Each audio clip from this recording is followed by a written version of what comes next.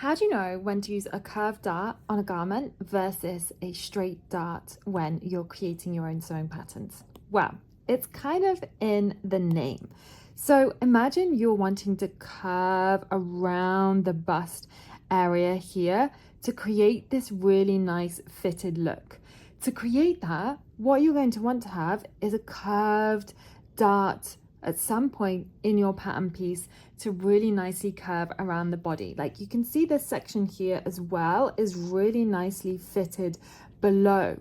So what you will generally find when you are using curved darts is the garment you're creating is fitted to the body, and also you're curving around an aspect of the body like the bust, or like a really fitted skirt, or something else that is really fitted, maybe a detail around the shoulder. But think fitting and think curving around aspects of the body.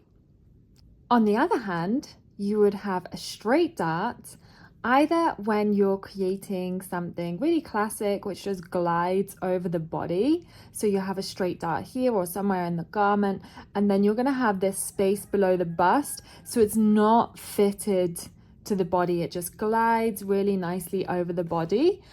Or let's talk Madonna for a second. If you're creating something like the cone bra like Madonna wore, where it kind of squashes the bust in a weird way and creates a different kind of shape, then you would have a straight dart there.